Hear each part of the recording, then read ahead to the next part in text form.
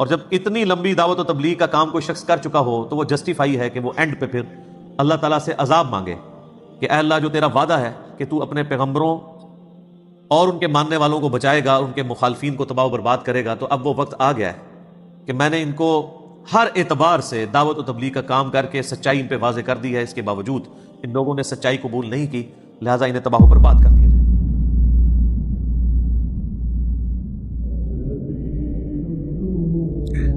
جہاں تک سیدنا نوح علی نبینا و علیہ الصلوۃ والسلام کا تعلق ہے، جو انسانیت میں آدم ثانی کہلاتے ہیں، یعنی دوسرے آدم، کہ ان سے پہلے انسانیت تباہ و برباد کر دی گئی، جو اہل ایمان تھے وہ بچا لیے گئے اور باقی لوگ اس طوفان کے اندر غرق ہوئے، تو انسانیت کا سلسلہ ان سے دوبارہ اللہ تعالیٰ نے سٹارٹ کیا۔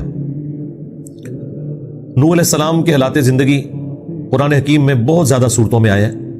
سورۃ الاعراف کے اندر بھی خود نوح نام کے اوپر بھی ایک سورت موجود ہے، سورہ یونس کے اندر بھی ذکر گزر چکا ہے، اور کئی ایک صورتوں میں بھی آئے گا، لیکن سب سے زیادہ تفصیلی حالات قرآن حکیم میں سیدنا نوح علی نبینا علیہ الصلوۃ والسلام کے جس صورت میں آئے ہیں وہ یہی صورت ہے۔ اب اللہ کا نام لے کے شروع کرتے ہیں سورہ ہود کی آیت نمبر 25 سے۔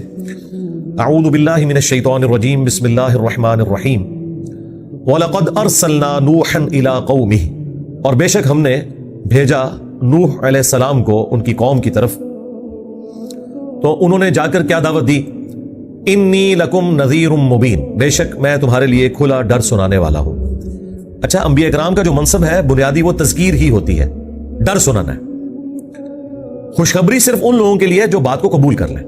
انبیاء کا جو منصب ہے وہ خوشخبریاں سنانا نہیں ہوتا، ڈر سنانا ہوتا ہے، اور اس ڈر کو جو ایکسیپٹ کر کے اللہ کا راستہ اختیار کر لیں ان کے لیے وہ بشیر ہوتے ہیں۔ جو پرائمری دعوت ہے نا وہ ڈر سنانا ہے، نصیحت کرنا ہے، تذکیر کرنا ہے۔ ہمارے محبوب صلی اللہ علیہ وآلہ وسلم کے لیے بھی سورۃ الانعام کی آیت نمبر 19 میں ہے وَأُوحِيَ إِلَيَّ هَذَا الْقُرْآنُ لِأُنذِرَكُم بِهِ وَمَن بَلَغَ، اے نبی تم فرما دو کہ یہ قرآن مجھے اس لیے وحی کیا گیا تاکہ اس کے ذریعے میں تمہیں بھی ڈر سنا دوں، اور جس تک یہ کتاب پہنچ جائے اس کتاب کے ذریعے وہ ڈر سنائے گا۔ فَذَكِّرْ بِالْقُرْآنِ مَن يَخَافُ وَعِيدٍ، اے نبی اس قرآن کے ذریعے ڈر سنائیے، نصیحت کیجئے ہر اس شخص کو جو اللہ کی دھمکی سے ڈرتا ہے۔ لہٰذا یہ جو بعض لوگوں کی ڈیمانڈ ہوتی ہے نا، کوئی میٹھی میٹھی باتیں کریں، کوئی جنت کی باتیں سنائیں، کوئی حوروں کی باتیں سنائیں ہمیں، یا آپ ہر وقت ڈر کیوں سناتے ہیں؟ تو قرآن کی جو بنیادی دعوت ہے وہ ہے ہی ڈر ہے، اور جو واقعی اللہ سے ڈر گیا نا، دنیا میں تو کہتے ہیں ڈر گیا تو مر گیا، نہیں، جو ڈر گیا وہ پار لگ گیا، جس نے خدا کو سیریس لے لیا۔ اب دیکھیں یہ انبیاء کرام کی دعوت جب کبھی بھی آئے گی یہ اسی سے سٹارٹ ہوگا کہ جب بھی کوئی پیغمبر آیا تو اس نے یہی کہا کہ میں کھلا ڈر سنانے والا ہوں۔ ڈر کیا ہے؟ کہ تمہیں کسی نے پیدا کیا ہے اور وہ ہستی تم سے قیامت کے دن پوچھے گی جو کچھ تم نے دنیا کے اندر کیا ہوگا، تم اللہ کے حضور اکاؤنٹیبل ہو، اپنی مرضی کی زندگی نہیں گزار سکتے۔ جو دنیا میں اپنی مرضی کی زندگی گزارے گا آخرت پھر وہ اللہ کی مرضی کی گزارے گا، اور جو دنیا میں اللہ کی مرضی کی زندگی گزارے گا آخرت پھر اپنی مرضی کی گزارے گا۔ وہ ظاہر ہے جنت میں ہر وہ نعمت ہے جو آپ چاہیں گے، یعنی آپ کی مرضی چلے گی۔ اللہ تعبدوا الا اللہ، اور یہ کہ تم کسی کی عبادت نہ کرو سوائے اس اللہ کے۔ وہی یعنی ڈر سنانے میں اول چیز جو ہے وہ عقیدہ توحید ہے، اور توحید میں بھی صرف یہ توحید نہیں کہ اللہ کو ماننا ہے، اللہ کی بھی ماننی ہے۔ یہاں یہ الفاظ ہے اللہ تعبدوا الا اللہ، کہ مت پوجو کسی کو سوائے اس کے، تو اللہ کی عبادت کرنی ہے، یعنی اللہ کو بھی ماننا ہے اور اللہ کی بھی ماننی ہے۔ وَلَقَدْ بَعَثْنَا فِي كُلِّ أُمَّةٍ رَسُولًا أَنِ اعْبُدُوا اللَّهَ وَاجْتَنِبُوا الطَّاغُوتَ، یہ سورۃ النحل کی آیت نمبر 36 ہے۔ بے شک ہم نے ہر امت میں کوئی نہ کوئی رسول بھیجا اس بنیادی دعوت کے ساتھ کہ عبادت اللہ کی کرنی ہے اور طاغوت کی نفی کرنی ہے۔ تو اللہ کی عبادت کرنی ہے، اور عبادت کی ڈیفینیشن ہے ٹوٹل اوبیڈینس، حقوق اللہ، حقوق العباد، یہ سب کے سب جو پورا دین ہے، حلال و حرام کا فرق کرنا، اللہ کی طرف سے جو احکامات ہیں ان کی پیروی کرنا، جن چیزوں سے خدا نے منع کیا ہے اسے رک جانا، یہ ہے اللہ کی عبادت۔ عبادت کا مطلب صرف نماز پڑھنا نہیں ہے، نظر و نیاز کرنا نہیں ہے، بلکہ ٹوٹل اوبیڈینس یہ ہے عبادت۔ تو اللہ کو بھی ماننا ہے اور اللہ کی بھی ماننی ہے۔ انی اخاف علیکم عذاب یوم علیم، بے شک مجھے تو خوف ہے تم پر کہ بڑے دن کا عذاب تم پر آنے والا ہے۔ اس عذاب سے مراد وہ عذاب بھی ہے جو رسولوں کا انکار کرنے کے سبب دنیا میں ہی اللہ تعالیٰ دیتا ہے، اور اس سے مراد وہ بڑے دن یعنی قیامت کے دن کا عذاب بھی ہو سکتا ہے۔ یہی بات رسول اللہ صلی اللہ علیہ وآلہ وسلم کی مبارک زبان سے امت کی تعلیم کے لیے کہلوائی گئی 3 دفعہ، سورہ یونس میں، سورہ الانعام میں، سورہ الزمر میں۔ قل انی اخاف ان عصیت ربی عذاب یوم عظیم، اے نبی تم فرماؤ کہ میں خود اس بات سے خوف کھاتا ہوں کہ اگر میں نے بھی اپنے رب کی نافرمانی کی تو بڑے دن کا عذاب مجھے آ پکڑے گا، یعنی قیامت کے دن کا۔ تو یہ اصل میں یہ کہا جا رہا ہے کہ اگر نبی صلی اللہ علیہ وآلہ وسلم کو سینٹرڈ کر کے امت کو یہ دعوت دی جا رہی ہے تو امت سمجھ جائے کہ بابت شاہی کوئی نہیں۔ جو لوگ یہ دعویٰ کرتے ہیں کہ ہم اس وقت تک جنت میں نہیں جائیں گے جب تک کہ اپنے سارے مریدوں کو لینا جائیں اپنے ساتھ، اب یہ نہیں پتا کہاں لے کے جائیں گے، لیکن قرآن کی تعلیمات تو بالکل اس سے مختلف ہیں۔ بے شک میں خوف کھاتا ہوں تم پر اس بڑے دن کے عذاب کا۔ فقال الملأ الذین کفروا من قومہ، تو ان کی قوم میں سے جو سردار تھے کفر کرنے والے، وہ کہنے لگے ما نراک الا بشرا مثلنا، کہ اے نوح ہم تو نہیں دیکھتے مگر تمہیں اپنی ہی طرح کا ایک انسان۔ اور یہ کوئی بات غلط بھی نہیں وہ کہہ رہے تھے۔ یہاں پہ بعض لوگ ان آیات کو مس یوز کرتے ہیں اور یہ کہتے ہیں یہ دیکھو کافروں کا عقیدہ تھا نبی کو بشر کہنا، تو اگر یہ کافروں کا عقیدہ تھا تو اللہ تعالیٰ نے ان کے کفر کو واضح کیوں نہیں کیا کہ تم لوگ جھوٹ باندھ رہے ہو؟ ایسا تو کبھی نہیں ہوا۔ سورۃ الفرقان میں آیا کہ یہ کیسا نبی ہے، بازاروں میں چلتا بھی ہے، کھاتا پیتا بھی ہے، تو اس کے جواب میں تو یہ ہونا چاہیے تھا یہ کیا بابیوں والی باتیں کر رہے ہو؟ نہیں، اس کے جواب میں اللہ تعالیٰ نے فرمایا ہم نے کوئی ایسا رسول نہیں پہلے بھیجا جو کھانا نہ کھاتا ہو، جو بازاروں میں نہ چلتا ہو، اور نہ ہم نے ان کے جسم ایسے بنائے تھے کہ وہ ہمیشہ زندہ رہتے۔ تمام انبیاء کو بھی موت آ گئی۔ تو یہ ایک ایسی سچائی تھی جس کا ڈینائل قرآن میں نہیں آیا بلکہ اس کی تائید آئی، حتیٰ کہ سورہ بنی اسرائیل میں آیا کہ اگر زمین پر فرشتے آباد ہوتے تو ہم فرشتوں میں پیغمبر بناتے، چونکہ انسان آباد ہے تو انسانوں میں سے ہی پیغمبر بھیجیں گے۔ تو یہ کون سا اعتراض ہو گیا کہ یہ بھی ہماری طرح کا ایک انسان ہے؟ بھائی انسان ہے تو تمہارے لیے آئیڈیل ہے نا۔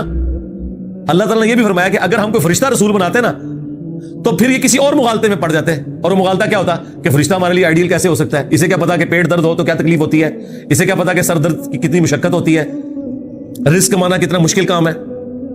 وہی گل آٹا گوندنا ہلدی کیوں ہے؟ یعنی اللہ تبارک و تعالیٰ بھی کوئی کام کرے تو کیڑے نکالنے والے اس میں بھی کیڑے نکال لیتے ہیں۔ تو اس کا حل صرف یہی ہے کہ آپ نے اوبیڈینٹ ہونا ہے۔ تو یہ ہمیشہ اعتراض وہ کافر کرتے تھے کہ آپ بھی تو ہماری طرح انسان ہی ہے نا۔ تو بھائی یہ فرق تم نہیں دیکھ رہے کہ ان کو اللہ تعالیٰ نے تمہارے لیے رہنما کے طور پر چنا ہے، ان کے اوپر وہی نازل ہوئی ہے، اور یہ وہی کا نازل ہونا یہ بہت بڑا ڈفرنس ہے، لیکن ہے وہ انسان، جبھی انسانوں کے لیے آئیڈیل ہے۔ وما نراک اتبعک الا الذین هم اراذلنا بادی الرأی، یہ ایک جینون اعتراض بنتا تھا ان کا، کیونکہ سردار جب بول رہے ہیں تو وہ تو کمی کمین لوگوں کو اپنے قریب بھی نہیں آنے دیتے تھے جو ان کی نظر میں چھوٹے سٹیٹس کے یا غریب لوگ ہوتے تھے۔ دوسرا وہ یہ الزام لگانا شروع ہو گئے نوح علیہ السلام کے اوپر، ایک تو آپ ہماری طرح کے انسان ہیں، دوسرا کہ ہم تو دیکھ رہے ہیں کہ آپ کی پیروی تو نہیں کر رہے مگر ہم میں سے وہ لوگ جو بڑے حقیر اور ذلیل لوگ ہیں، یعنی آپ کی پیروی کرنے والوں میں کوئی بڑے سردار نہیں ہیں، غریب غریب لوگ ہیں جو انبیاء کی دعوت کو قبول کر رہے ہیں۔ یہ بھی نیچرل چیز ہے بھائی، امیر لوگوں نے کیوں انبیاء کی دعوت کو قبول کرنا ہے؟ غریب بیچارہ پہلے ہی پسا ہوا ہے دنیا میں، اس کے لیے ویسے ہی بڑی مصیبتیں ہیں، علام ہیں۔ ایسی صورتحال میں وقت کا پیغمبر جب انہیں ایک امید دلاتا ہے کہ یہ تکلیفیں عارضی ہیں، ختم ہو جائیں گی، ہمیشہ کی زندگی تمہارا مقدر ہوگی، تو غریب کی دنیا تو ویسے ہی ختم ہوئی ہوئی ہے، تو اس کے لیے یہ دعوت ہے بھی سوٹیبل۔ اسی لیے دیکھیں نبی الاسلام کے اوپر بھی غریب غریب لوگ ایمان لے کر آئے تھے، سردار تو نہیں لے کے آئے ایمان، وہ تو آخر میں جب انہوں نے غلبہ دیکھا تو قبول کر لیا۔ اوورآل سارے غریب ہی لوگ تھے اور انہی کو تکلیفیں بھی اٹھانی پڑی۔ وہ جو صحیح بخاری کے اندر کیسر روم اور ابو سفیان کا مکالمہ ہے، جبکہ ابھی حضرت ابو سفیان نے اسلام قبول نہیں کیا تھا، اس میں بھی کیسر روم ان سے پوچھتا ہے کہ بتاؤ کہ نبی کی پیروی کرنے والے امیر لوگ ہیں یا غریب لوگ؟ تو انہوں نے کیا کہا کہ نہیں، ہو تو غریب غریب۔ ان کا ہاں ایسا ہی ہوتا ہے، غریبوں نے قبول کرنا ہوتا ہے، امیروں کو تو یہ ٹینشن پڑ جاتی ہے کہ ہمارا ایک کمپیٹیٹر آ گیا ہے، وہ تو انبیاء کے مقابلے میں کھڑے ہوتے ہیں۔ آپ دیکھیں قرآن میں جتنی انبیاء کی دعوت آئی ہے نا، سب میں یہ آئے گا کہ قوم کے سردار کھڑے ہو گئے۔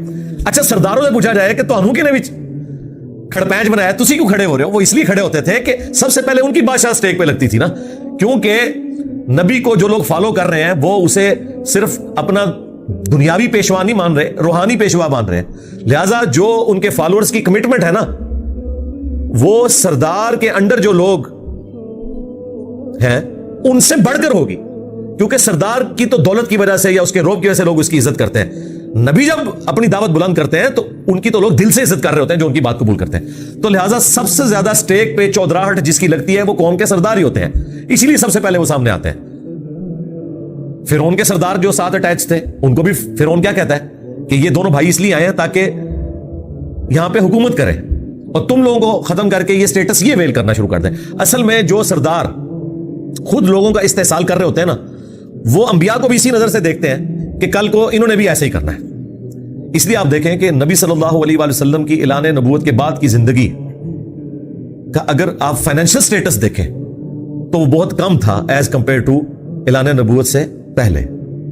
یہ اللہ تعالیٰ انبیاء کرام کو جو فقر کی زندگی سے گزارتا تھا نا, وہ اسی لیے کہ کوئی یہ اعتراض نہ کرے کہ انہوں نے کوئی اس دین کے کام کے عوض کوئی معاوضہ طلب کر لیا یا انہوں نے اپنا سٹیٹس بڑھا لیا. بلکہ بخاری مسلم میں تو یہاں تک آیا کہ عائشہ کہتی ہیں کہ بعض اوقات 1 مہینہ 2 مہینے 3 مہینے بھی گزر جاتے تھے, ہمارے گھر چولہا نہیں جلتا تھا. اب یہ اس شخص کا حال ہے کہ جو جوانی میں مکے کی امیر ترین عورت کے خاوند ہیں اور کاروبار کر رہے ہیں اور ایک ڈائنامک لائف ہے, اور دعوت و تبلیغ کرنے کے بعد وفات تک فاقے ہیں. حالانکہ اللہ نے وسعت بھی دے دی غزوہ خیبر کے بعد, خمس بھی رکھ دیا بیت المال میں, لیکن نبی الاسلام اپنے پاس جوڑتے ہی نہیں تھے, اللہ کی راہ میں خیرات کر دیتے تھے. تو یہ ایک اسٹونشنگ حدیث ہے کہ 3 مہینے چولہا نہیں جلتا تھا, اور بخاری مسلم کے الفاظ ہیں ساتھ کہ 2 کالی چیزوں پہ کھجور اور پانی کے اوپر گزارا ہوتا تھا, اور وہ بھی ٹن و ٹن نہیں ہے, 2 کھجوریں صبح 2 شام کے وقت, ایک میٹھا پانی کا پیالہ صبح کے وقت ایک شام کے وقت, جو اس زمانے ایک بہت بڑا ایشو تھا. پھر بخاری مسلم حدیث, اے اللہ محمد اور آل محمد کو بس اتنا ہی رزق دینا کہ ان کی روح اور جسم کا رشتہ چلتا رہے, یعنی سبسسٹنس لیول کے اوپر, بس یعنی موت نہ آ جائے فاقے کی وجہ سے, لیکن کوئی ایکسٹرا آرڈنری کمائی والا معاملہ نہیں. کیونکہ جو دینی پیشوا ہے اگر وہ ایسی زندگی گزاریں جو امیر لوگوں کی زندگی ہے تو وہ کبھی بھی امتوں کے لیے رول ماڈل نہیں ہو سکتے, کیونکہ امتوں کی اکثریت تو غریب ہی ہونی ہے. تو غریبوں کے لیے رول ماڈل کس طرح ایسا شخص ہو سکتا ہے کہ جسے دنیا کی ہر فیسلٹی اویلیبل ہو, ورنہ تو غریب لوگ کہیں گے بھائی تمہیں تو اس تکلیف سے گزرنا ہی نہیں پڑا. اب نبی صلی اللہ علیہ وآلہ وسلم کو اپنی آئلی زندگی میں جو تکلیفیں اٹھانی پڑی, جو اپنے مخالفین سے تکلیف اٹھانی پڑی, جو آپ کو فائنینشیل کرائسس رہے, ان ساری چیزوں کے ہوتے ہوئے کوئی تان نہیں کر سکتا اس حوالے سے کہ آپ ہمارے لیے رول ماڈل کس طرح ہیں. تو یہ ایک ریزن ہوتی ہے. تو ہم تو نہیں دیکھ رہے اینو, مگر یہ کہ جتنے غریب لوگ ہیں, یہ حقیر لوگ جن کی کوئی حیثیت نہیں ہے, یہ تیری پیروی کر رہے ہیں. وَمَا نَرَى لَكُمْ عَلَيْنَا مِنْ فَضْلٍ, اور نہ ہم تمہاری ہستی کے پوائنٹ آف ویو سے اپنے اوپر کوئی فضیلت دیکھ رہے ہیں کہ کوئی تم بہت ایکسٹرا آرڈنری انسان ہو ایز کمپیئر ٹو ہمارے. یعنی بظاہر وہی سارے کا سارا معاملہ ہے, جو ایک انسان کے اندر خوبیاں ہوتی ہیں وہی تمہارے اندر ہیں, ہمارے اندر بھی موجود ہیں. اب وہی کا سلسلہ تو ظاہر ہے کہ وہ سب کے سامنے تو نہیں ہوتا نا, وہ تو پیغمبر اور اللہ کے درمیان ایک راز ہے, اس کو کوئی آؤٹ سائڈر تو آبزرو نہیں کر سکتا, تو وہ ایک انسان کی طرح ہی دیکھتے تھے. وَمَا نَرَى لَكُمْ عَلَيْنَا مِنْ فَضْلٍ بَلْ نَظُنُّكُمْ كَاذِبِينَ, بلکہ ہم تو یہ خیال کرتے ہیں کہ تم جھوٹے ہو, نعوذ باللہ. اب یہ ساری باتیں سننے کے بعد آپ جواب دیکھیں, کتنا انٹلیکچوئل جواب ہے, کتنا پرفیکٹ جواب ہے جو اللہ نے اپنے پیغمبر کو سکھایا. بس آپ نے یہ جواب آج بھی جو دین کا دائی اپنے اوپر لگائے گئے الزامات کے عوض یہ جواب دے سکتا ہے تو وہ سمجھ لیں نبیوں کے طریقے کے اوپر ہے. اب مجھے بتانا ہے آپ نے کون سا دائی اس میں فٹ بیٹھتا ہے. ظاہر ہے کہ یہ امت جب نبیوں والا کام کر رہی ہے نا, تو جو لوگ نبیوں سے بڑھ کر عزت اویل کر رہے ہیں اس امت کے اندر, علماء, ظاہر نبیوں نے تو اس طرح کی عزت تو اویل نہیں کی ہے کہ کسی نبی کے اجتماع میں 16 لاکھ بندہ جمع ہو جاتا ہو. رائیوڈ میں تو ہوتا ہے, ملتان میں تو ہوتا ہے. اس بڑے لیول کی عزت کے اتنے بڑے بڑے مجمع سامنے دیکھے ہو, یہ تو کسی نبی نے نہیں اویل کی عزت, تو یہ تو اویل کر رہے ہیں نا. پھر اس کے بینیفیشری بھی ہوتے ہیں اس سسٹم کے. تو اگر کوئی دائی نوح علیہ السلام نے جو جواب دیا اپنی امت کو, یا باقی پیغمبر دیتے رہے, یہ نہیں دے رہا تو وہ یہ کہنا چھوڑ دے کہ میں نبیوں والا کام کر رہا ہوں. نبیوں والا کام کر رہے ہیں اگر آپ ختم نبوت کی برکت سے جو اس امت میں ٹرانسفر ہوا ہے, کنتم خیر امت اخرجت للناس, تو پھر وہی پیٹرن وہی ہوگا. اب سنیں ذرا جواب. قال یا قوم ارائیتم ان کنت علی بینۃ من ربی, نوح علیہ السلام نے کہا کہ اے میری قوم, بلا دیکھو تو اگر میرے پاس روشن دلیل ہو اپنے رب کی طرف سے, وآتانی رحمتا من عندی, اور اس نے مجھے اپنی طرف سے رحمت عطا فرمائی, فعمیت علیکم, اور تم پر یہ چیز پوشیدہ ہے, तुम अंधे बने हुए हो इस हकीकत को देखते हुए। अनुलजिमुकुमुहा व अंतुम लहा कारिहून, तो क्या हम जबरदस्ती तुम्हें हदायत दे सकते हैं, तुम पे ये चीज मुसल्लत कर सकते हैं जिसे तुम नापसंद करते हो? अब ये एक जुमला देखें, इसमें नूह अलैहिस्सलाम ने कहीं ये नहीं कहा कि देखो मैंने फलां मोर्जा करके दिखाया। मोर्जा तो कोई भी नहीं करके दिखाया हुआ था, अगर दिखाया होता तो नजर आ जाता। वो क्या कह रहे हैं कि मैं अपने रब की तरफ से रहमत पे हूं, अल्लाह ने मुझे रोशन दलाइल दिए हैं इस शक्ल में कि मैंने तौहीद का तारुफ तुम्हारे सामने रखा है जो अल्लाह ताला ने वही नाजिल की थी, अपने पास से उसने रहमत अता फरमाई है। इसके बावजूद अगर तुम अंधे हो तो हम तुम्हें जबरदस्ती तो हदायत नहीं दे सकते। ये आज तक वैलिड है, आज भी दाई को यह कहना चाहिए। बल्कि नबी इस्लाम के बारे में तो अल्लाह ताला ने कुरान में फरमाया कि ऐ नबी तुम फरमाओ कि अगर मैं गुमराह हूं तो मेरी गुमराही का वबाल मुझ पर ही होगा। अंदाजा करें इस लेवल के ऊपर, इसके ऊपर मैंने पूरा मसला 198 रिकॉर्ड करा दिया था तफसीली जब ये आयत आई थी। ऐ नबी तुम फरमाओ कि बिलफर्ज, ये बिलफर्ज तो हम इतरामल लगा रहे होते हैं ना समझाने के लिए, अगर मैं गुमराह हूं तो मेरी गुमराही का वबाल मुझी पर होगा, और अगर मैं हदायत पर हूं तो बसबब उसके जो अल्लाह ने कुरान मुझ पर वही किया है। ये मैं जो हदायत पे होने का दावा कर रहा हूं कुरान की वजह से कर रहा हूं। अच्छा, आज भी हमें यही कहना चाहिए। हम जब कभी भी किसी के सामने कुरान और सुन्नत की दावत रखें और वो आगे से कहे कि नहीं आपका तो कोई मदरसा नहीं, आपकी तो कोई मस्जिद नहीं, आपके तो कोई मुरीद नहीं, आपकी तो कोई डिग्री नहीं, तो उसके जवाब में क्या कहा जाएगा? यही कहा जाएगा कि अगर अल्लाह ताला ने मुझ पे रहमत की है और कुरान और सुन्नत की तालीमात तक मुझे पहुंचा दी है, और वो कुरान और सुन्नत की तालीमात जिन्हें तुम भी मानते हो सिर्फ अकीदे की हद तक, उस पर अमल नहीं करते, अमल तो बिल्कुल अपोजिट कर रहे हो, तो अब बताओ अगर तुम पर यह हकीकत आश्कार नहीं हो रही कि ये किताबों सुन्नत की दावत हक है, तो तुम्हारा तो कुछ भी नहीं हम कर सकते।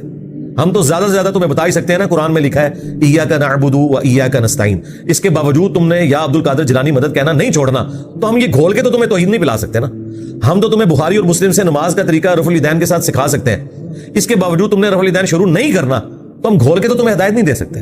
तो ये वो अल्लाह की रहमत है जो आज भी इस उम्मत के ऊपर उन लोगों पे मौजूद है जो अंबिया के पैटर्न पर अंबिया की दावत उनकी उम्मतों तक पहुंचाते हैं, और हर जमाने में ऐसे लोग रहे। अगला जो क्लेम है नूह अलैहिस्सलाम का, वो तो आपको बड़ी आसानी से समझ आ जाएगा, मैंने तो बच्चे बच्चे तक ये बात पहुंचा दी है, वो सुन लें। व या कौमी ला अस्अलुकुम अलैहि माला, और मेरी कौम देखो मैं इस तबलीग के बदले में तुमसे कोई माल तलब नहीं करता। यानी आज की डेट में मेरी कोई चंदा बुक नहीं है, मेरा कोई अकाउंट नहीं है जो मैं अपने वीडियो के ऊपर डिस्प्ले कराऊं कि जी ये दर्द सुनने के बाद आप इस अकाउंट में इतने पैसे ट्रांसफर कर दें, ऐसा कोई नहीं है। अब मुझे बताएं ये कौन कह सकता है किसी एक बंदे का नाम ले कि ये प्लेनेट अर्थ पे फलां दाई है जो इस पे पूरा उतरता है? आप बंदों के नाम लें, उनके मैं आपको बताता हूं अकाउंट नंबर यूट्यूब के ऊपर अवेलेबल है, और वो क्या शहाना जिंदगी गुजार रहे हैं। सब कुछ इसी सिस्टम से उन्होंने हासिल किया। आज जब उनको बातें करते हैं कहते नहीं ये हमारी गाड़ियां तो नहीं है, तो तंजीम की हैं। देखो कैसा इन्होंने, जिसको कहते हैं कुत्ते को हलाल करने के लिए। मैं वो कल एक मौलवी की वीडियो देख रहा था, वो बकरा ज़बह कर रहा है, लोग खुश हो रहे हैं कि देखो जी जमात का अमीर है खुद बकरा ज़बह कर रहा है। मैंने कहा ये पूरी जिंदगी बकरा खरीद नहीं सकता जो इसकी क्वालिफिकेशन है, तो बकरा कहां से आया? जिन गाड़ियों में ये घूम रहा है ये पूरी जिंदगी, अपनी पूरी जिंदगी की अपने बाप की तनख्वाही जमा करके नहीं खरीद सकता, ये कहां से आया? ये ऐ मेरी कौम देखो मैं को माल तो तलब नहीं करता इसके, बस इन अजरिया इल्ला अल्लाह, मेरा अजर तो नहीं है मगर अल्लाह के ऊपर, अल्लाह ताला मुझे अजर देने वाला है। मैं इस तबलीग के बदले में तुमसे कोई माल तलब नहीं करता, इसका जो अजर है, इसका बदला है वो अल्लाह ताला मुझे देने वाला है। यानी उससे मुराद है जन्नत में ही मिलना है। ज़ाहिर अंबिया किराम दुनिया में तो एक फकर की जिंदगी गुजार के जाते हैं। और अब दूसरी बात जो उन्होंने इतराज किया था उसका जवाब दिया जा रहा है, वमा अना बितारिदिल लदीना आमनु, और मैं अहले ईमान जो है मेरे साथ अटैच गरीब लोग, मैं इन लोगों को अपने आप से दूर तो नहीं कर सकता। सिर्फ तुम्हें खुश करने के लिए मैं इन्हें अपने आप से दूर कर दूं, यह हो नहीं सकता। अंदाजा करें अहले ईमान अल्लाह के नजदीक कितने अहम है कि अल्लाह ताला का पैगंबर भी ये कह रहा है कि ए सरदारों तुम्हें खुश करने की खातिर मैं अपने साथ जो अटैच लोग हैं इन्हें दूर नहीं कर सकता गरीबों को। ये नबी इस्लाम से भी डिमांड करते थे ना कि आपके पास गरीब गरीब लोग बैठे हुए हैं, हम किधर आके हमें ज़्यादा से टाइम दें। ऐसा तो नहीं हो सकता। और एक दफा नबी इस्लाम से हो गया, जब एक नबीना साहबी आ गए, आपने जुबान से कुछ नहीं कहा लेकिन सिर्फ चेहरे मुबारक के ऊपर नागवारी के आसार है, आबसा व तवल्ला, तो अल्लाह ताला ने कुरान में नकल कर दिया। और अल्लाह तो کس لیول کے اوپر اتر کے سمجھا رہا ہے. اللہ تعالیٰ فرما رہا ہے کہ جو لوگ آئے ہیں ادھر ٹائم پاس کرنے کے لیے انہیں تو تم تبلیغ کر رہے ہو, اور جو شوق سے آیا ہے اس سے روگردانی کر رہے ہو. دفع کرو ان کو, جائیں جہنم میں. چسکے لینے کے لیے آئے ہیں پھر اٹھ کے چلے جائیں گے. جو اپنے شوق سے سیکھنے آیا نا اس سے تم نے روگردانی نہیں کرنی, سیدھی سی بات ہے.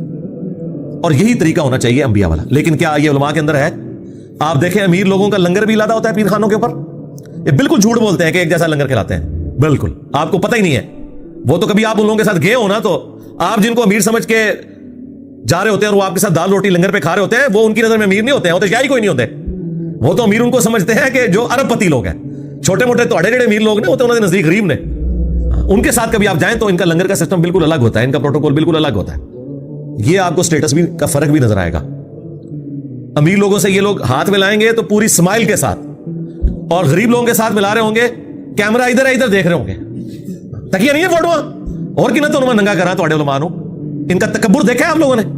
کبھی کسی بڑے آدمی کے ساتھ بھی انہوں نے اس طرح تصویر کھنچوائی ہے کہ دیکھ رہے ادھر اور ایسے کر کے سلام لے رہے ہوں؟ نہیں. وہ کبھی غلطی سے ہی ایسا ہو جائے نہیں ہوگا, اس لیے کہ وہ انہیں پتا ہے کہ یہ زمینی خدا ہے, ہم نے ان کا احترام کرنا ہے. تو جب ایک زمینی خدا دوسرے زمینی خدا کا احترام کرتا ہے پھر دونوں خدا ایک دوسرے کے بینیفیشری ہوتے ہیں. غریب لوگ تو شاید کوئی نہیں ہے. تو اللہ تعالیٰ فرما رہا ہے کہ نوح علیہ السلام نے انہیں کہا کہ دیکھو تمہارے کہنے کے اوپر میں غریب لوگوں کو اپنے آپ سے دور نہیں کر سکتا. Never, not at all. اچھا یہ سیم باتیں رسول اللہ کے لیے بھی آئی ہیں قرآن کے اندر. جب کافر کہتے تھے کہ ان کو آپ دور کریں تو نبی علیہ السلام کو تو یہاں تک کہا گیا کہ آپ ان سے فرما دیں کہ ان کا نہ کوئی میرے اوپر کوئی احسان ہے نہ میرا ان کے اوپر کوئی احسان ہے, یہ سب اللہ کی رضا کی خاطر آئے ہوئے ہیں. میں کس طرح ان کو اصحاب صفا کو اپنے آپ سے دور کر دوں؟ اور اگر میں ایسا کرتا ہوں اس میں بھی آئے گا میں تو ظالموں میں شمار ہو جاؤں گا. اللہ کے نزدیک مراتب کا فرق اپنی جگہ انبیاء اور امتوں کا, لیکن جو بندہ ایمان لے آتا ہے وہ اللہ کے نزدیک ایکولی اہمیت کا حامل ہے, اس اعتبار سے کہ وہ خدا کو رسپانس کرنے والا ہے. نبی کوئی اپنی مرضی سے تو نبی نہیں نہ بن جاتا. نبی کو تو اللہ چوز کرتا ہے تو نبی بنتا ہے نا. وہ اللہ کسی کو بھی چوز کر سکتا ہے, لیکن ونس کوئی ایمان لے آتا ہے تو اللہ تعالیٰ ان کو وہی پروٹوکول دیتا ہے جو انبیاء اکرام علیہ السلام کو اللہ نے پروٹوکول دیا ہوا ہے عزت اور احترام کا. تو اے نبی, یہ حضرت نوح علیہ السلام کے بارے میں آ رہا ہے کہ انہوں نے کہا کہ میں اہل ایمان کو اپنے آپ سے الگ نہیں کر سکتا. انہم ملاقو ربہم, بے شک وہ تو اپنے رب سے ملاقات کرنے والے ہیں. ولکنی اراکم قوما تجہلون, لیکن میں تمہیں دیکھ رہا ہوں اے کفار, اے کافروں کے سرداروں, کہ تم لوگ حقیقت سے ناواقف ہو, تم جہالت کی زندگی گزار رہے ہو. وَيَا قَوْمِ مَن يَنصُرُنِي مِنَ اللَّهِ, اے میری قوم مجھے بتاؤ کہ مجھے اللہ سے کون بچائے گا. یہ نوح علیہ السلام کی گفتگو ہے. ان طردتہم, اگر میں اپنے پاس بیٹھنے والے اہل ایمان کو اس طریقے سے دھتکار کے اٹھا دوں یہاں سے, افلا تذکرون, کیا تم اتنا بھی نہیں سوچتے؟ اب مجھے بتائیں, یہ تو انبیاء کا سٹیٹس ہے, اور صوفیاء کہتے ہیں کہ جی جناب نگاہ مار کے مرید ساڑ دیتا. اور مرید کون سا؟ دشمن مرید نہیں, جو وضو کروانے والا. ہاں, اس نے لوٹے کی ٹوٹی قبلہ رخ نہیں رکھی, اور کہتے ہیں کہ عبد القادر جیلانی نے نگاہ ماری اور جلا کے راکھ کر دیا. تو ہم یہ پوچھتے ہیں کہ اگر انہوں نے ایسا کیا ہے, ہمیں تو اس سے کوئی غرض نہیں کہ ہم ان کی طرف سے کوئی جھوٹی صفائی پیش کریں کہ انہوں نے نہیں کیا ہوگا. ہمیں تو کوئی کسی سے انٹرسٹ نہیں ہے. اگر انہوں نے ایسا کیا ہے تو 302 کا مقدمہ ہوتا ہے ان کے اوپر. یہ فضیلت ہے. اور اگر نہیں کیا تو اللہ کے حضور بری ہے. نہ میری تعریف سے انہیں کوئی اجر ملنے والا ہے, نہ میری برائی کرنے سے ان کا مرتبہ کم ہونے والا ہے. لیکن مجھے یہ بتائیں, جو مرید آپ کو وضو کروا رہا ہے اور اس نے ٹوٹی قبلہ رخ نہیں رکھی, تو یہ کیا کوئی شرعی گناہ ہے جو اس نے کیا ہے؟ اور پھر کہتے ہیں کہ بعد میں انہوں نے لوٹے کی طرف دیکھا تو اس کی ٹوٹی بھی سیدھی کر دی. پہلے ہی لوٹے وال ویکھ لیندے, غصے ہی تھوڑا ٹھنڈا ہو جاتا, بندہ مار دیا. اور یہاں انبیاء یہ کہہ رہے ہیں کہ مجھے اللہ سے کوئی بچا نہیں سکتا اگر میں اپنے ساتھ بیٹھنے والے کسی ایمان والے غریب آدمی کو اپنے سے دور کروں. تو مجھے بتائیں, ان کے جو عبد القادر جیلانی ان آیات کی روشنی پہ انبیاء کے راستے کے اوپر ہیں یا شیطان کے راستے کے اوپر ہیں, یہ خود فیصلہ کر لیں. تو پھر ہم کیوں نہ کہیں کہ مرنے سے پہلے اے مسلمان کر لے اس پہ غور, کتابوں کا خدا اور ہے, بابوں کا خدا اور. اب یہ جو قرآن کی تشریح میں کر رہا ہوں نا, یہ نہ ڈاکٹر سرار کر سکتے ہیں, نہ ڈاکٹر فرحت ہاشمی کر سکتی ہیں, نہ مولانا مودودی کر سکتے ہیں. اس کے لیے جرت کی بھی ضرورت ہے, اور آپ کو جو پبلک کے اندر ایشوز ہیں ان کا پتہ ہونا ضروری ہے. جسے پتہ ہی نہیں کہ گمراہی کا لیول کیا ہے اس امت کے اندر, وہ یہ سمجھ رہا ہے کہ میں اس آیت سے ایسے ہی گزر جاؤں کہ اے میری قوم مجھے اللہ سے کون بچائے گا اگر میں اہل ایمان کو یہاں سے اٹھا دوں. جب تک میں آپ کو یہ لوٹے کی ٹوٹی سیدھی نہیں کروں گا آپ کی, تو آپ کو کیسے پتا چلے گا کہ یہ بابے کس دین کے اوپر ہیں اور انبیاء کس دین کے اوپر ہوتے ہیں؟ لو جی اگلی گل تو ویسے ہی نہیں تو ہزم ہونی. ولا اقول لکم عندی خزائن اللہ, اور نہ میرا یہ دعویٰ ہے کہ میں اللہ کے خزانوں کا مالک ہوں, میں کسی کو کچھ دے سکتا ہوں. لو جی, اوپر دیکھا تو سونا, نیچے دیکھا تو سونا, مسلح چکیا تو سونا ہے جی. وہ کشف المجموع میں لکھا ہوا ہے کہ علی اجمیری صاحب کہتے ہیں کہ جی میرے پیر بھائی تھے, وہ بتا رہے تھے کہ جی وہ درخت کے اوپر چڑھے تو ہمارے پیر صاحب نیچے سے, وہ کہتے ہیں وہ ان کو حجامت کے لیے پیسے چاہیے تھے, تو بس اللہ کی طرف انہوں نے بس آسمان کی طرف رخ کر کے دعا کی ہے. تو وہ کہتے ہیں جس درخت کے اوپر میں چڑھا ہوا تھا وہ درخت, اس کے ساری ٹہنیاں, اس کے سارے پتے, جڑیں بھی سونے کی ہوگی. ہاں نا, ہاں یہ مصباحی صاحب سنا رہے ہیں اور یہ کشف المجموع میں لکھا ہوا ہے, سونا ہی سونا. اور یہاں پہ اللہ تعالیٰ کیا فرما رہا ہے کہ اے نوح تم کہہ دو کہ میں کہیں یہ دعویٰ نہیں کرتا کہ میرے پاس کوئی اللہ کے خزانے ہیں, ولا اعلم الغیب, اور نہ یہ کہ میں غیب جان لیتا ہوں, ولا اقول انی ملک, اور نہ میں یہ دعویٰ کرتا ہوں کہ میں کوئی فرشتہ ہوں. ٹھیک ہے, کیونکہ وہ سمجھتے تھے کہ نبی اس صورت میں ہم سے افضل ہوگا جب وہ کوئی نورانی مخلوق بن کے آئے. یہ کیا ہوا, یہ بھی انسان. اب دیکھیں وہ جو آیا تھا نا کہ ما نراک الا بشرا مثلنا, اے نوح ہم تجھے تو اپنی طرح کا ایک انسان سمجھتے ہیں. تو اس کے جواب میں یہ نہیں آیا کہ تمہیں کیا پتا میری شانہ. جواب یہ ہے کہ میرا کب دعویٰ ہے کہ میرے پاس خزانے ہیں, یا میں غیب جان لیتا ہوں, یا میں انسان نہیں ہوں, میں فرشتہ ہوں. نہیں. ولا اقول للذین تزدری اعینکم, اب پھر وہی بات ریپیٹ ہو رہی ہے اہل ایمان جو ساتھ اٹیچ ہے. اور نہ ہی میں یہ کہتا ہوں کہ جن لوگوں کو تمہاری نگاہیں حقیر جانتی ہیں, لن یؤتیہم اللہ خیرا, اللہ تعالیٰ انہیں کوئی خیر نہیں دے گا. یعنی تم تو یہ سمجھتے ہو نا کہ دنیا میں اگر اللہ نے انہیں غریب رکھا ہے تو آخرت میں بھی بیچارے غریب ہی ہوں گے. اچھا یہ بھی عقیدہ ایگزسٹ کرتا تھا سورۃ الکاف کے اندر, اور جو دو بندوں کی بحث آئی ہے, ایک اللہ کے ماننے والے کی اور ایک دنیا دار کی. تو اینڈ پہ جب وہ دلائل میں فیل ہو جاتا ہے نا, تو وہ دنیا دار کہتا ہے کہ اللہ نے تو اتنے بھی غریب رکھا ہے, منو اللہ نے اتنے بھی دینا ہے, کچھ میرے اندر ویکیا ہے نا, اگر آخرت ہوئی تو مجھے وہاں بھی سب کچھ مل جائے گا. یہ بھی ایک سٹیٹس ہوتا تھا لوگوں کے دماغ کے اندر.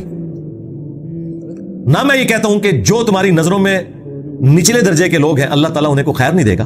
اللہ اعلم بما فی انفسہم, اللہ خوب جانتا ہے جو ان کے جی میں ہے. انی اذا لمن الظالمین, اور اگر میں ایسا کروں کہ ایسے لوگوں کو اپنے آپ سے دور کر دوں. یا اب یہ ایک ہی آیت ہے, یہ جتنے دعوے کیے ہیں نا, اگر میں یہ سارے کلیم کرتا ہوں تو میں ظالموں میں شمار ہوں گا. اگر میں کہوں کہ میں خزانوں کا مالک ہوں, میں غیب خود سے جان لیتا ہوں, میں فرشتہ ہوں, اور میں ان غریب لوگوں کو اپنے آپ سے اٹھا دوں یہ کہہ کے کہ تسی دنیا بھی ذلیل ہو آخرت بھی ذلیل ہوگے, تو میں ظالموں میں شمار ہو جاؤں گا. ایسا کچھ بھی نہیں ہے. یہ سیم آیات اس سے زیادہ سخت انداز میں سورۃ الاعراف کی آیت نمبر 188 نبی الاسلام کے بارے میں آئی ہے. اے نبی تم فرما دو کہ نہ تو میں اپنی جان کے لیے کسی نفع اور نقصان کا مالک ہوں, باقی کس کا, مگر یہ کہ جو اللہ میرے لیے چاہے, اور نہ یہ کہ میں خود غیب جان لیتا ہوں, اور اگر میں خود سے غیب جان لیتا تو خیر کثیر جمع کر لیتا, مجھے کبھی کوئی تکلیف نہ پہنچتی. میں تو نہیں ہوں مگر ڈر سنانے والا. اب ان ساری باتوں کا جواب لاجیکلی جب دیا نوح علیہ السلام نے, تو آگے سے جواب ذرا ان کا سنیں. قالوا یا نوح, وہ کہنے شروع ہو گئے اے نوح, قد جادلتنا فاکثرت جدالنا, بہت جھگڑا ہم نے آپس میں کر لیا, بہت بحثیں کر لی کثرت کے ساتھ, چھوڑ ان ساری باتوں کو. فاتنا بما تعیدنا ان کنت من الصادقین, لا وہ عذاب اگر تو سچا ہے جو تو ہمیں دھمکیاں دے رہا ہے کہ اگر مجھ پر ایمان نہیں لاؤ گے تو بڑے دن کا عذاب تمہیں آپ پکڑے گا, تو لے کے عذاب. گالی ختم, ایتھک لوتے ایسی. اب اس کے جواب میں تو ہونا چاہیے تھا کہ اے دیکھ میں ہوں نگاہ مارنا وا, کوئی نہیں. جواب بالکل ڈیفرنٹ آ رہا ہے. یعنی یہ ایک رکوع بتانے کے لیے کافی ہے کہ اس امت کی اکثریت کس عقیدے کو مانی ہوئی ہے جس کا قرآن و سنت سے کوئی تعلق نہیں. جواب سنیں جی. قال انما یاتیکم بہ اللہ ان شاء, وہ کہنا شروع ہو گئے حضرت نوح علیہ السلام کہ دیکھو جو تم مجھ سے مانگ رہے ہو نا کہ عذاب لے آ, وہ تو اللہ ہی لائے گا جب وہ چاہے گا. وما انتم بمعجزین, اور تم پھر اللہ کو عاجز نہیں کر سکو گے. انہوں نے کہا مینوں تے کر دیو وچوں, میں کہ تو عذاب لے کے آواں, یہ تو اللہ کا اختیار ہے, جب چاہے عذاب لے آئے. سورہ آل عمران میں بھی آیا, نبی علیہ السلام کی مبارک زبان سے نکل گیا جب آپ کے دانت شہید ہوئے, کہ اللہ ایسی قوم کو کیسے ہدایت دے گا جنہوں نے اپنے نبی کا چہرہ خون سے رنگ دیا. یہ بخاری مسلم میں الفاظ موجود ہیں. تو قرآن میں آیا لیس لک من الامر شیء, اے نبی آپ کو کسی چیز کا کوئی اختیار نہیں, اللہ چاہے تو ان کی توبہ قبول کر لے. اور پھر ہوا بھی ایسے ہی, وہی خالد ابن ولید مسلمان ہو گئے, اور جس زبان سے بدوا نکلی تھی اسی زبان سے کہلوایا گیا کہ یہ اب سیف اللہ ہے. اب مجھے بتائیں, اللہ تعالیٰ نے تو اپنے نبی کی اس بات کی لاج بھی نہیں رکھی کہ چلو میرے نبی نے ایک بار بدوا دیتی ہے تو میں مور لا ہی دے. اللہ کے اپنے فیصلے ہیں. یہاں کے دڑی یہ بدوایا ہوا جی, اے بزرگاں دی مار پی گئی ہے, تو ہن منوں دسو انہاں سارے بزرگاں نو اور انہوں نے مننا لینو کی مار پئی ہے. جو کچھ ہو رہا ہے کہہ رہے ہیں جی پتہ نہیں کیا ہو گیا ہے ہمارے ساتھ. ٹھیک ہے, اور میری کوئی مار نہیں چاہنا, میں کسی کو مار دے سکنا. اللہ تعالیٰ مار دلواتا ہے. وہ چاہے تو ایک ایسا شخص جس کی زبان میں لکنت تھی, اس کے ذریعے 300 سال کی فرعون کی حکومت ختم کروا دی اور اس کے گھر میں اسے پالا. یہ اللہ کی جو ہے قدرت ہے, اس کے فیصلے ہیں, جب چاہے جو مرضی کرتے ہیں.